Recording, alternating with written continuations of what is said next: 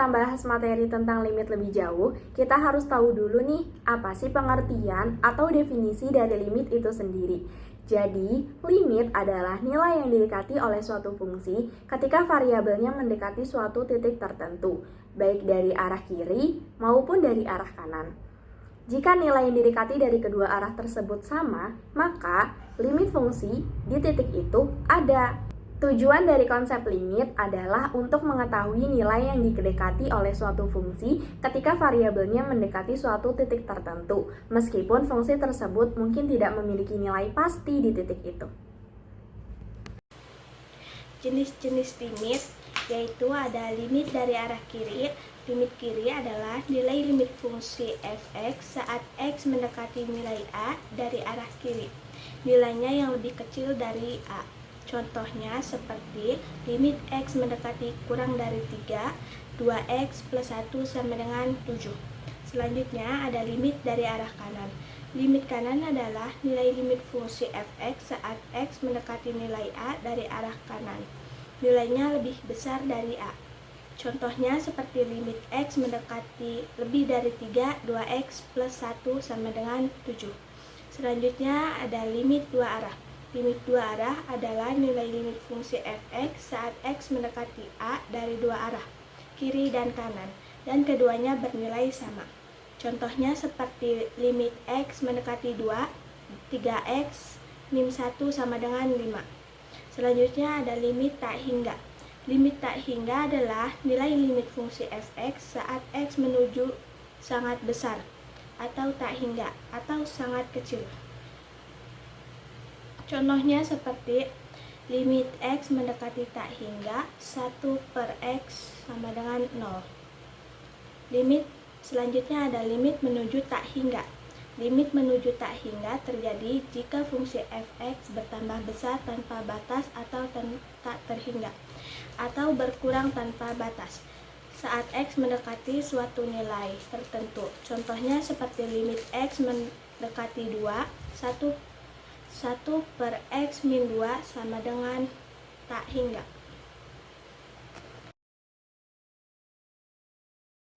Oke, selanjutnya kita akan membahas cara untuk menentukan limit. Secara umum, untuk menentukan limit, kita bisa melihat dulu apa yang terjadi atau bagaimana hasilnya kalau kita langsung mensubstitusikan nilai x-nya ke fungsi. Kalau hasilnya bisa ditentukan, kita bisa pakai cara substitusi langsung. Tapi kalau hasilnya menjadi bentuk tak tentu, maka kita harus menggunakan cara khusus. Nah, cara yang pertama ini ada substitusi langsung, yaitu cara yang digunakan kalau hasilnya pasti atau bukan bentuk tak tentu. Contohnya di sini, limit x menuju 7, kita tinggal substitusikan x-nya dengan angka yang dituju, yaitu angka 7. Nah, di sini kita tinggal ubah x-nya menjadi 7, jadi 4 dikali 7 plus 5 yang hasilnya 33. Yang kedua, itu ada cara pemfaktoran. Cara pemfaktoran ini digunakan untuk mengatasi limit yang hasilnya itu bentuknya tak tentu atau 0 per 0. Contohnya di sini, limit x menuju 8, x kuadrat min x min 56 per x kuadrat min 6x min 16, itu kalau kita substitusikan x-nya dengan angka yang dituju yaitu 8, maka akan menghasilkan 0 per 0. Maka di sini kita memerlukan cara pemfaktoran. Pertama-tama kita faktorkan dulu pembilangnya, yaitu x kuadrat min x min 56 difaktorkan menjadi x min 8 dan x plus 7. Yang kalau dikali itu hasilnya min 56, dan kalau dijumlah min 8 dan plus 7-nya itu menjadi min 1. Nah, sekarang penyebutnya kita faktorkan, yaitu x kuadrat min 6x min 16, itu hasil pemfaktorannya ada x min 8 dan x plus 8. Nah, x min 8 dan x min 8 ini bisa kita coret atau dibagi yang hasilnya 1 gitu ya. Kemudian menyisakan hasilnya jadi tinggal x plus 7 per x plus 2. Nah, di sini kita bisa coba substitusikan angka yang dituju yaitu 8. X-nya diganti dengan 8, jadinya 8 plus 7 dan 8 plus 2. Yang hasilnya 15 per 10. Kita sederhanakan lagi menjadi 3 per 2. Selanjutnya itu cara yang ketiga, ada rasionalisasi, yaitu cara yang digunakan untuk bentuk akar yang hasilnya juga tak tentu atau 0/0. Contohnya yaitu di sini ada limit x menuju 12, x min 12 per x akar x plus 4 min 4. Nah, di sini kalau kita substitusikan x-nya menjadi limit yang dituju yaitu 12, itu menghasilkan 0/0 yang dimana itu merupakan bentuk tak tentu. Maka dari itu, di sini kita menggunakan cara rasionalisasi yaitu dengan mengalihkan sekawannya, mengalihkan pemilang dan penyebut dengan sekawannya, yaitu akar x plus 4 plus 4. Nah, di sini x plus 4-nya kita ganti, kita misalkan menjadi a supaya mudah, sehingga di sini menjadi bentuknya akar a min 4 dan akar a plus 4. Kita kalikan, hasilnya menjadi x min 12. Nah, kemudian x min 12 ini kita letakkan ke letak asalnya yaitu sebagai penyebut di sini. Nah, di sini di pembilang juga ada x min 12, maka bisa langsung saja kita coret atau dibagi yang menghasilkan 1. Nah, di sini kan sudah menjadi akar 12 plus 4 plus 4. Nah, ini dari sini ya. Nah, ini x-nya sudah kita ganti menjadi limit yang dituju yaitu 12. Yang kemudian kita operasikan ini akar 12 plus 4 plus 4-nya menjadi hasilnya akhirnya itu 8. Kemudian cara yang keempat itu membagi dengan pangkat tertinggi untuk limit menuju tak hingga. Contohnya di sini ada limit x menuju tak hingga 5x kuadrat min 5x plus 2 per 2x kuadrat plus 3x plus 1. Nah, di sini langsung aja kita bagi dengan pangkat tertinggi. Pangkat tertingginya itu di sini ada x kuadrat. Kita bagi 5x kuadrat dibagi dengan x kuadrat, min 5x dibagi dengan x kuadrat, dan seterusnya. Yang hasilnya itu jadinya ini 5x kuadrat dibagi x kuadrat jadinya 5, min 5x dibagi x kuadrat itu jadinya 5 per x, plus 2 per x kuadrat itu hasilnya tetap karena tidak bisa dibagi ya. Nah, di sini penyebut, bagian penyebut 2x kuadrat dibagi x kuadrat itu hasilnya 2, plus 3x per x kuadrat itu hasilnya 3 per x, plus 1 dibagi x kuadrat itu hasilnya tetap karena tidak bisa dibagi. Kemudian setelah dibagi, kita substitusikan tak hingganya ini ke x. Di sini 5 dikurang 5 per tak hingga itu hasilnya 0, 5 per tak hingga kuadrat itu hasilnya 2 per tak hingga kuadrat itu hasilnya 0. Nah, di sini penyebutnya 2 plus 3 per tak hingga itu hasilnya 0, 1 per tak hingga kuadrat itu hasilnya 0. 5 dikurang 0 ditambah 0 hasilnya 5, 2 ditambah 0 ditambah 0 itu hasilnya 2. Nah, cara yang kelima ada aturan L'Hospital, yaitu untuk bentuk tak tentu seperti 0/0 atau tak hingga per tak hingga, yang secara sistematis itu ditulis limit x menuju a, fx per gx sama dengan limit x menuju a, f aksen x per g aksen x. Nah, f aksen x per g aksen x ini maksudnya diturunkan ya teman-teman. Di sini seperti contohnya itu ada bentuk 0/0. Limit x menuju 2, 4x min 8 per x min 2, kalau kita substitusikan x-nya itu menjadi 2, itu hasilnya akan jadi bentuk tak tentu yaitu 0/0. Langsung saja kita turunkan fx-nya yaitu 4x min 8 menjadi f aksen x sama dengan 4, hasil turunannya itu 4, dan gx-nya x min 2 itu kalau diturunkan hasilnya 1. Jadi hasil limitnya adalah 4/1 yang sama dengan 4. Contoh selanjutnya itu ada bentuk yang tak hingga per tak hingga. Di sini ada contoh limit x menuju tak hingga 6 plus 3x min 2x kuadrat per 10x kuadrat plus 11x plus 3. Yang kalau disubstitusikan ini tak hingganya ke x akan menghasilkan tak hingga per tak hingga.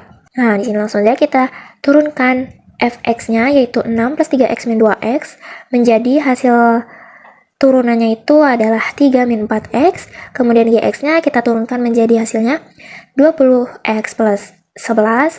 Nah, ini kalau kita substitusikan tak hingga ke tak hingga, hasilnya itu masih tak hingga per tak hingga. Nih, maka dari itu kita perlu menurunkannya lagi. Di sini 3 min 4x diturunkan lagi menjadi hasil turunannya min 4. Kemudian 20x plus 11, hasil turunannya itu 20. Maka, jadi hasil limitnya itu adalah min 4 per 20, yang sama dengan min 2 per 10. Nah, materi selanjutnya yaitu apa itu bentuk tak tentu dalam kalkulus diferensial. Dalam materi limit di kalkulus, kadang ketika kita memasukkan nilai ke dalam suatu fungsi, hasilnya tidak langsung bisa ditentukan karena bentuk akhirnya membingungkan atau tidak memberi jawaban pasti. Nah, kondisi seperti itu disebut bentuk tak tentu atau indeterminate form. Disebut tak tentu karena hasil akhirnya belum jelas, bisa jadi banyak kemungkinan. Untuk menyelesaikannya, biasanya kita butuh teknik tambahan, misalnya faktorisasi, pemangkatan, substitusi turunan, atau aturan L'Hopital, atau manipulasi aljabar.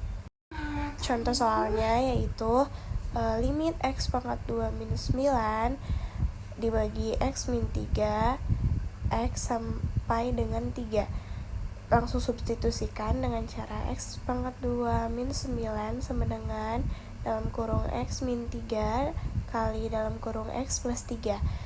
Kita uraikan ke bawah menjadi dalam kurung x min 3 kali dalam kurung x plus 3 per x min 3 sama dengan x plus 3. Jadi limitnya x plus 3 sama dengan 6. Jadi hasil limitnya adalah 6. Jadi di sini saya akan melanjutkan menjelaskan tentang materi limit fungsi trigonometri. Limit fungsi trigonometri adalah nilai yang mendekati hasil dari suatu fungsi trigonometri, yaitu sin, cos, tangen, dan lain-lain, saat variabelnya mendekati angka tertentu, biasanya mendekati 0. Di sini juga ada tiga rumus dasar penting. Yang pertama ada limit sin x per x ketika x mendekati 0 itu sama dengan 1. Artinya jika sudut x makin kecil mendekati 0, nilai x hampir sama dengan nilai x itu sendiri atau dalam radian. Jadi perbandingan sin x per x itu mendekati 1. Contohnya di sini ada limit sin 5x per x ketika x mendekati 0, yaitu kita bisa menyamakan agar si x ini mempunyai angka 5, yaitu kita sama-sama dikali 5, yaitu 5 kali sin 5x per 5x. Sin 5x per 5x itu sama dengan 1, jadi 5 kali 1 itu adalah 5. Jadi limit sin 5x per x ketika x mendekati 0 itu jawabannya adalah 5. Terus yang kedua juga ada limit tan x per x ketika x mendekati 0 sama dengan 1. Artinya saat x mendekati 0, nilai tangen x hampir sama dengan x. Jadi perbandingannya juga mendekati 1.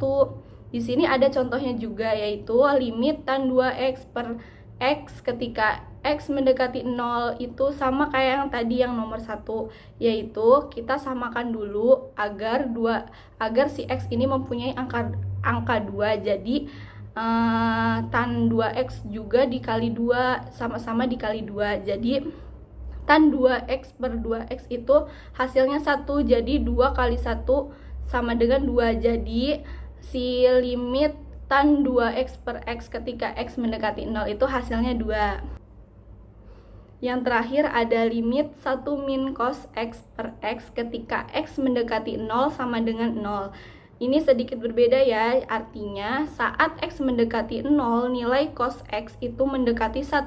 Jadi pembilangnya 1 min cos x itu makin kecil banget, sehingga hasil limitnya yaitu 0. Tapi kadang bentuknya juga ada x kuadrat di bawahnya. Misalnya limit 1 min cos x per x kuadrat ketika x mendekati 0 itu hasilnya setengah. Materi selanjutnya yaitu mengenai limit tak hingga. Limit tak hingga merupakan konsep penting dalam memahami perilaku fungsi. saat fungsi tersebut mendekati titik tertentu. Misalnya, f(x) limitnya x mendekati c. Ketika x mendekati c, maka dia akan membesar dan terus membesar, sehingga kita bisa menulisnya dengan plus tak terhingga, atau dia akan terus mengecil sehingga kita bisa menulisnya dengan min tak terhingga. Selanjutnya, kalian bisa melihat grafik yang ada di sebelah aku, yaitu grafik fungsi 1/x². Dari grafik tersebut, kita bisa tahu jika x mendekati 0 dari sebelah kiri, maka y-nya akan terus membesar dan membesar. Sama halnya dengan x mendekati 0 dari sebelah kanan, y-nya pun akan terus membesar. Sehingga kita dapat menyimpulkan bahwa limit x mendekati 0 dari sebelah kiri 1/x² adalah plus tak terhingga, dan limit x mendekati 0 dari kanan 1/x² sama dengan plus tak terhingga. Contohnya itu ada limit x mendekati 4 min. Mutlak x min 4 per x min 4. Karena kita tahu bentuk mutlak x min 4 itu ada dua. Yang pertama x min 4, x-nya lebih besar dari sama dengan 4, dan min x min 4, x-nya kurang dari 4. Karena di contohnya limit x mendekati 4 min, jadi kita pakai yang kurang dari 4. Jadi kita ubah bentuknya jadi min x min 4 per x min 4 sama dengan min 1. Sekarang kita akan membahas limit di tahingga. Sebelumnya kita sudah membahas limit tahingga, dan sekarang kita akan membahas limit di tahingga. Apa sih perbedaannya? Kalau limit tahingga, x-nya itu bergerak mendekati satu nilai tertentu. Kalau limit di tahingga, limit yang x-nya bergerak membesar atau mengecil tanpa batas. Jadi x-nya mendekati tahingga. Sebagai ilustrasi, kita lihat grafik fungsi f(x) x² per 1 ditambah x². Ketika x-nya mengecil menuju negatif tak terhingga dan membesar menuju positif tak terhingga, maka nilai f(x) akan terus mendekati 1, tetapi tidak sampai. Saat SMA, kita sudah familiar dengan yang namanya limit fungsi rasional. Limit fungsi rasional itu bentuknya pecahan, seperti gambar yang ada di samping saya. Ya, seperti itu.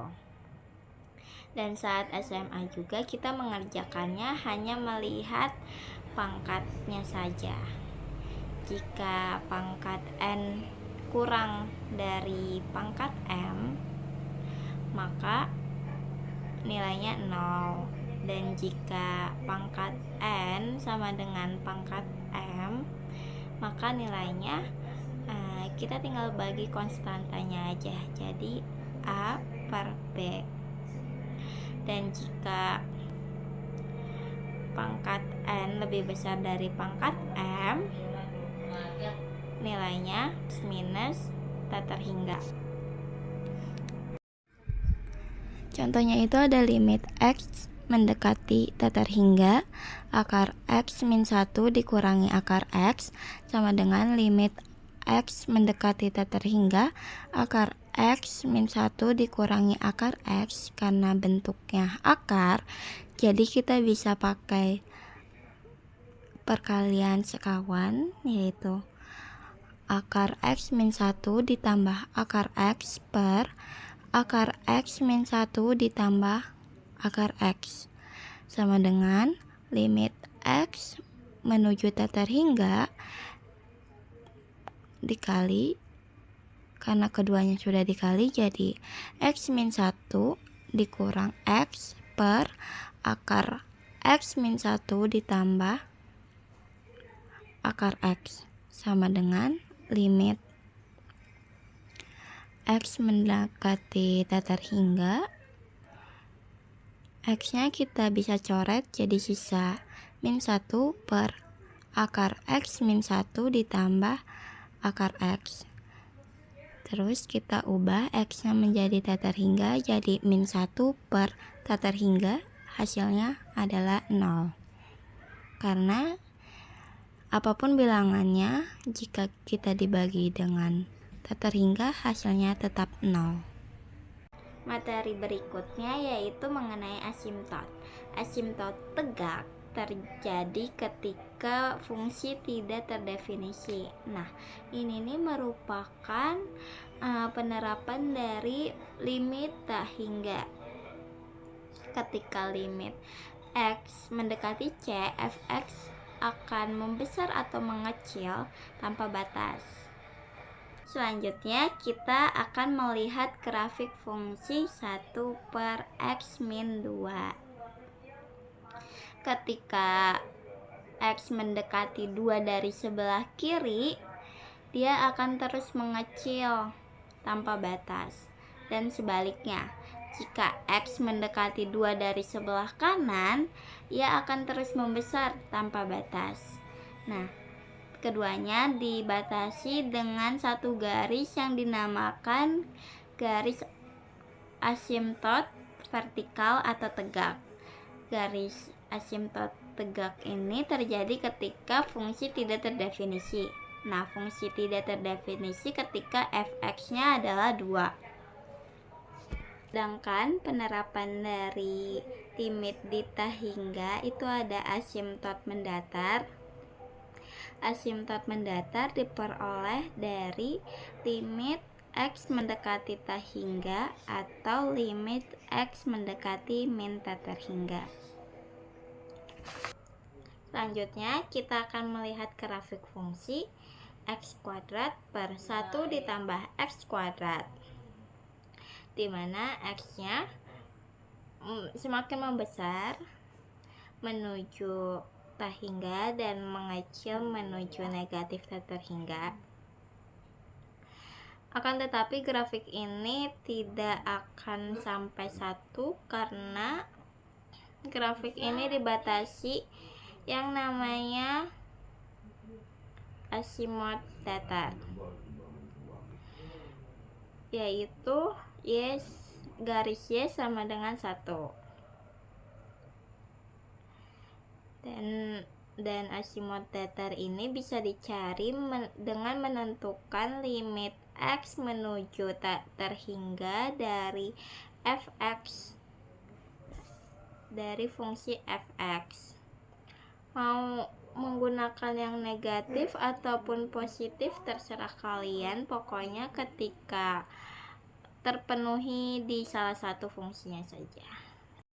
Oke, contohnya itu ada fx sama dengan 1 per x min 2. Sekarang kita akan mencari asimot datarnya dan asimot tegaknya.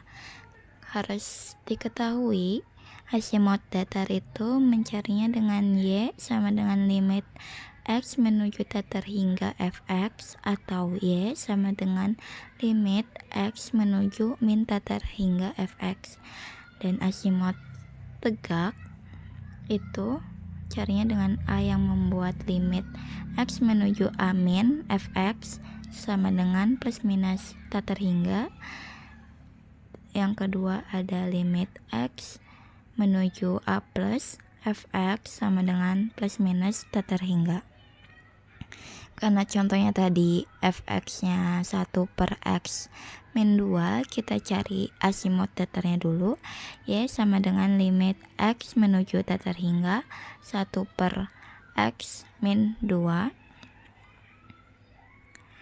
X-nya kita ganti jadi tak terhingga, jadi 1 per tak terhingga sama dengan 0, karena berapapun nilai pembilangnya, jika penyebutnya tak terhingga hasilnya pasti 0. Yang kedua, Y sama dengan limit X menuju min tak terhingga 1 per X min 2, X-nya kita ganti jadi min tak terhingga, sama dengan hasilnya sama 0, jadi Y-nya sama, keduanya 0. Terus yang kedua itu kita cari asimot tegak.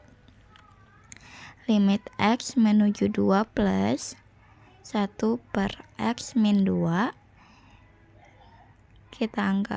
kita masukkan X-nya itu 2 plusnya 2,5 dikurangi 2 itu sama dengan 1 per 0 plus, karena hasilnya pasti positif, jadi hasilnya plus tak terhingga. Terus yang kedua, limit X menuju 2 min 1 per X min 2 sama dengan X-nya kita ganti 1,9 dikurang 2 itu sama dengan 1 per 0 min, karena pasti hasilnya kurang, jadi hasilnya min tak terhingga, jadi X-nya itu sama dengan 2.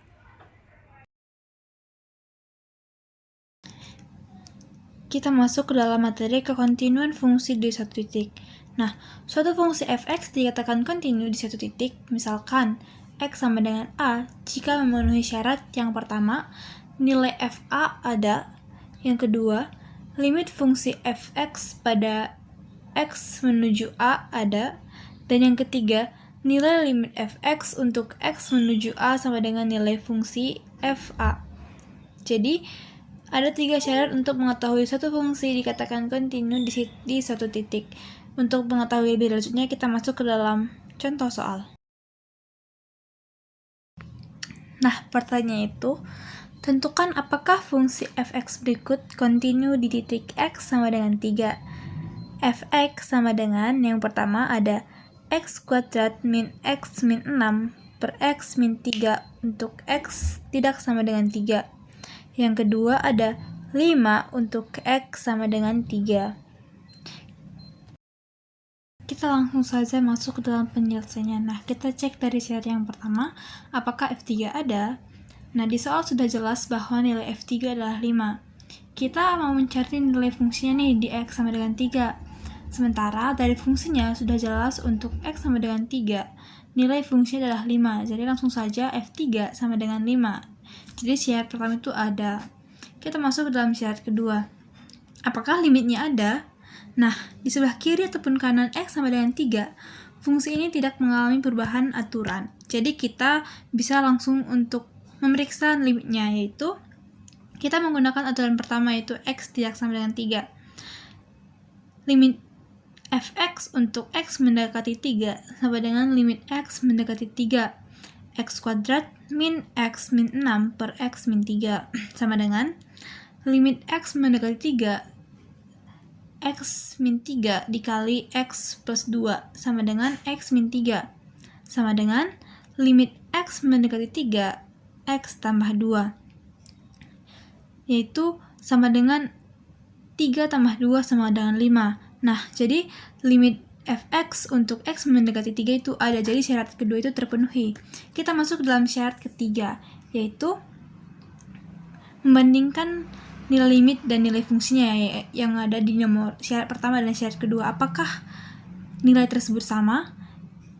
Di sini sudah jelas bahwa limit f(x) untuk X mendekati 3 sama dengan 5 dan f3 sama dengan 5. Nah, karena limit f(x) untuk X mendekati 3 sama dengan F3, maka fungsi f(x) kontinu di titik X sama dengan 3.